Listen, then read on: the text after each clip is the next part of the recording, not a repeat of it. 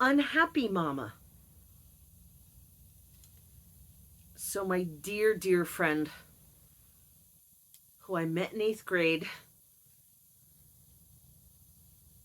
and had to really fight to be able to spend time with her because of my controlling mother, and then eventually we were able to spend a lot of time together. And she witnessed firsthand my mother's unpredictable, intense, and changing moods. And she saw how it hurt me. And she saw how unreasonably erratic my mother and her moods were. So to make me laugh, she drew the phases of the mama. Now, what are we? 13, 14 or 15 years old, right? And it was a tissue box like this, which I swear I have. I keep everything. I'm the archivist. And on each panel of the tissue box, I guess they were like plain back then. They weren't, all decorative like this. She drew a different mood of the mama. There was angry mama. There was poor me, victim mama. I forgot what the actual terms were, but she nailed them. And, my mother used to wear these terry cloth muumuu type things. They were strapless. And look, I give her credit. She hustled. She was a hard worker. She ran a cash business, taking care of cats. She boarded cats. And she fostered cats. Like, she was a hard worker. It didn't excuse the absolute pain she caused me, my father, and many, many people who knew her. But that's what she was comfortable working in, because she was always very warm. Tissue box mama. We still laugh. We're 58 years old and we still laugh about tissue box mama. And my mother found it. Is that what you do with that? And I don't want to say her name. Is that what you do with her? You make fun of me? Well, let's see if I'll ever drive you anywhere ever again. Like, I don't even care. It's tissue box mama. It's funny. And I think about it. We still refer to it today when we're describing her many moods. We have victim mama. Oh, my daughter's very busy. She does that with her aides to triangulate, create flying monkeys, smear campaign me. Well, I don't like to bother my daughter.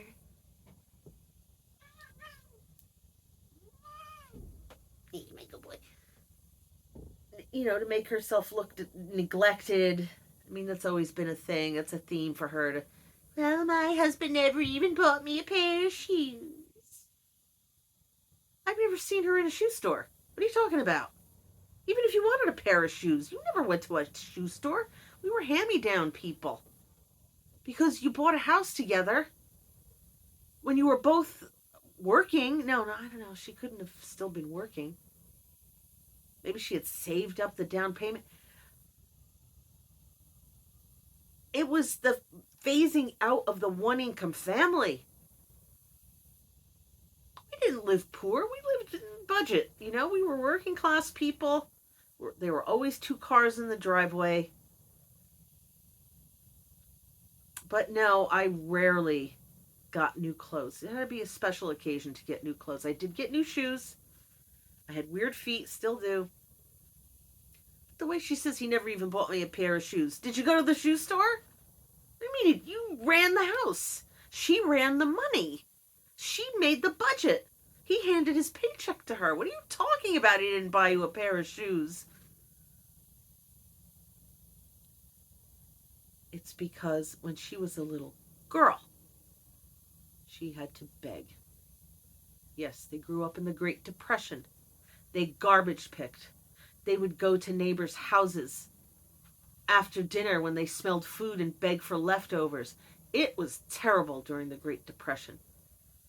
They would go in other people's gardens and steal food. They would eat wild blackberries from what is now our backyard. Yeah, I know. It was rough, and it must have really hurt all of them, to have to live like that, so humiliated. But everyone was living like that. I mean, where were the rich people? I guess in the big mansions in Montclair, but certainly not here in Clifton. It was a lot of open fields and dirt roads, and if somebody owned a cow, maybe they could share some extra milk. They didn't have toys. They would cut, the models out of the newspaper, and those were their paper dolls. Like, yeah, it was hard. And she carried that resentment. A lot of them carried that resentment. One of my aunts made something of herself. I'm not saying the other ones didn't, but they, uh, she became an LPN, licensed practical nurse.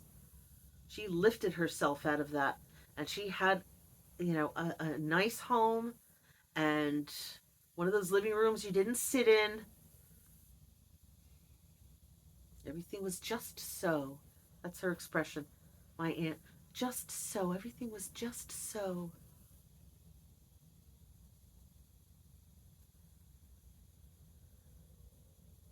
So I get it. My mother was deprived of love, attention, the nurturing she craved, all humans crave. She had a father who would beat her brothers for no good reason. And they resented him for it. Like, why did he hit us? Why did Papa hit us like that? He had to lock up 11 kids in the house. He had to lock up the cabinet, the cupboard at night, so they wouldn't not steal food. I mean, it's their food, but you got your piece of bread and your broth. Like, you can't be sneaking in because your stomach's growling. Like, it was a very deprived and poor life.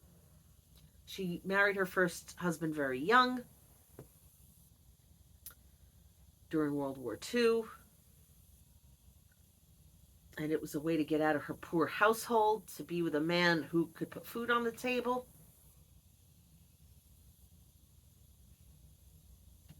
So I understand why she felt deprived and angry and resentful.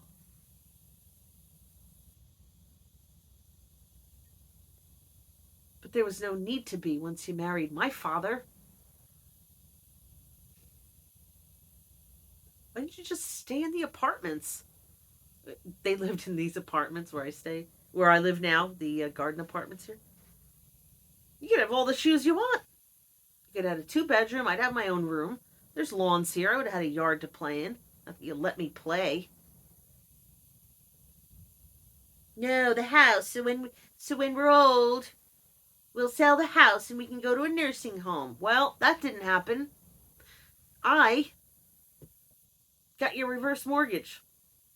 So you'd have money to live on and stay home and have aides come to the house. And I could build an apartment for my beloved best friend who passed in September now, but his widow lives there, who I care a lot about. The house, the house, the house. You sacrificed new shoes for the house, the house, the house. You wanted your own car because you didn't want to have to get on a bus or taxi to go shopping. People used to do things like that. You had 2 cars. You could have just driven Daddy to work. Had a car all day. 1 car, all the shoes you want.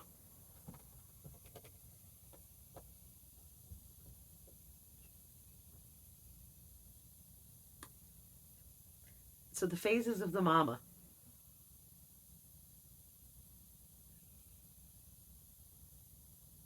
Sad mama. Unsatisfied mama. Unhappy mama. Nothing makes her happy. Till this day, I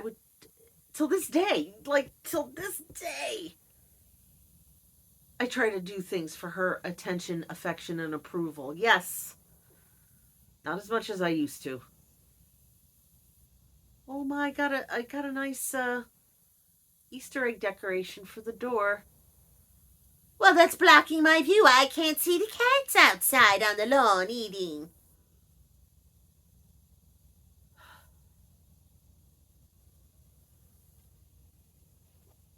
I got you this, I got you that. I bought this for the house.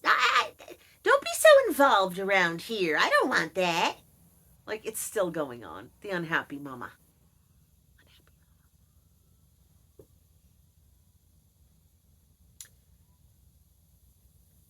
But I make videos like this to get it out of my system. Hopefully it will stay out of my system. Because somewhere, someone on Twitter, forgive me if you see this and I didn't give you credit, said that at the heart, at the root of codependency is resentment. And I got that.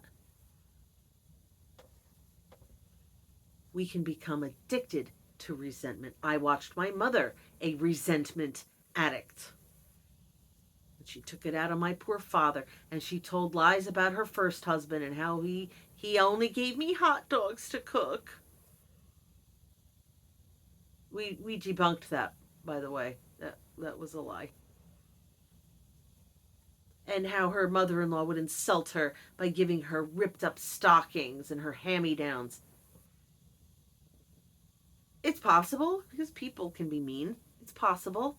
But knowing my mother and how she tells stories to smear people, I wonder. So yes, she was addicted to resentment. The question is, can I overcome my addiction to resentment? So step one, when you're overcoming abuse from a narcissist, alcoholic, addict, borderline personality disordered abuser, is to validate your experience. You must acknowledge what you lived through and believe that that should not have happened. Should not have happened. You should not have been abused, neglected, made to feel guilty.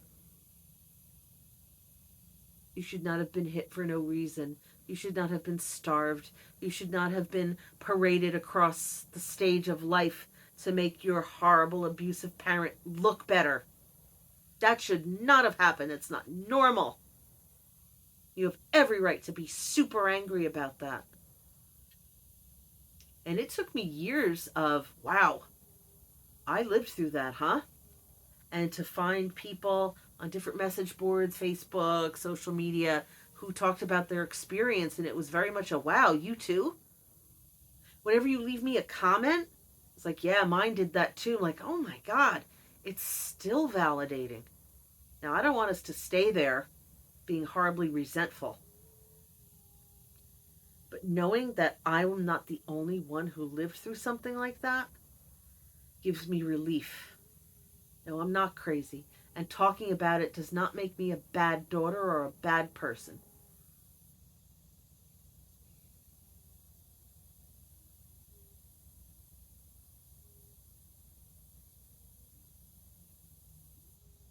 Unhappy mama.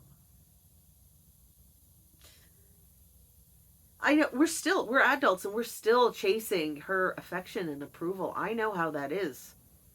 And I know how she's never satisfied. She used to say to my father, your father's just never satisfied. He doesn't like any of the gifts you give him. Like, even if that's true, why would you say it? Why would you say it?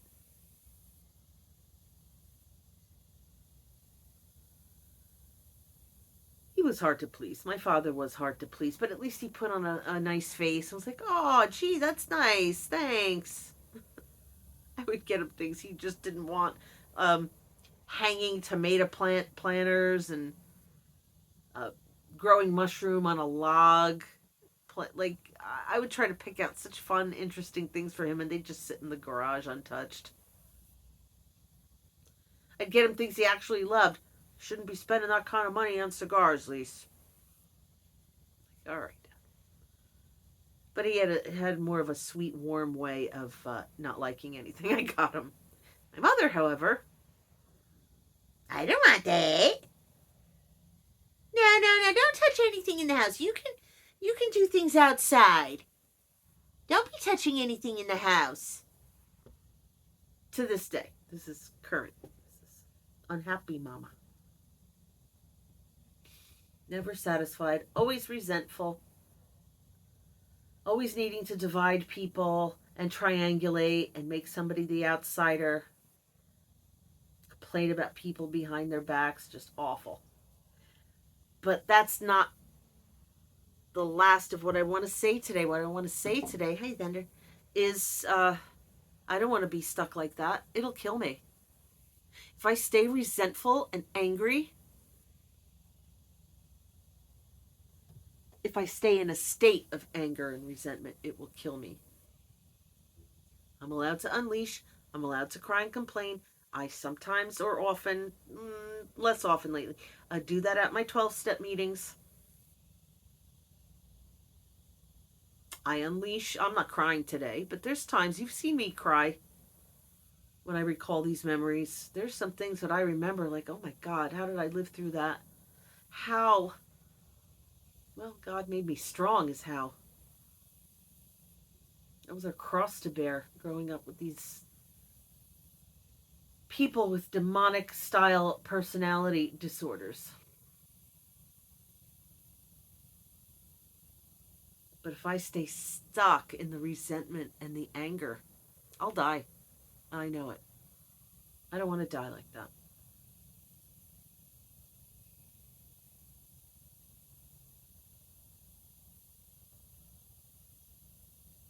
So I get it out of my system by talking about it. I get it out of my system by vlogging, or is this blogging? I don't know. It's 2023. What are we calling it? By talking on my channel.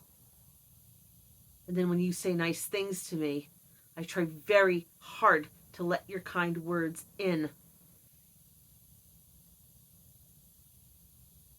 Unhappy mama, that's her choice. You want to be unhappy, dissatisfied? Over the past year, she's been making sure to say, "Oh, Lise, you do such a good job when I ask you to get things."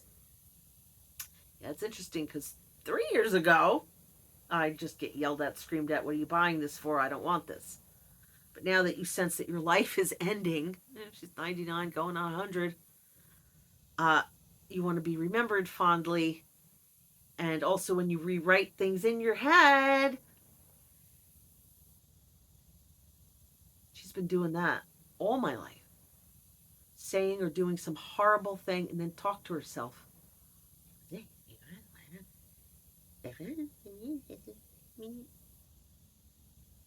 are you doing? Nothing. I'm just clearing my throat. Like you're talking to yourself. No, I'm not.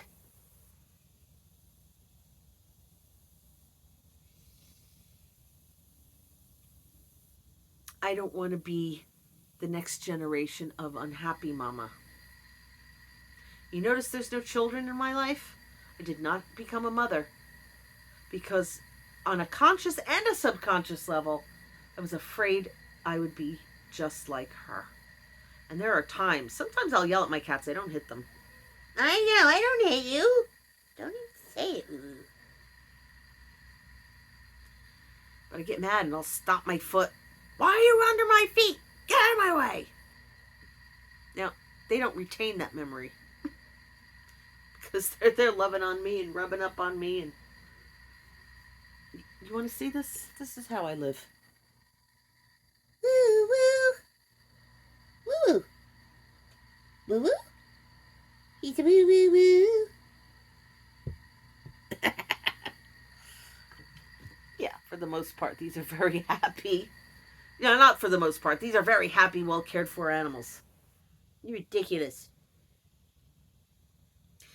But I know the potential I had to be a very abusive parent. My God. I was afraid I would be just like her.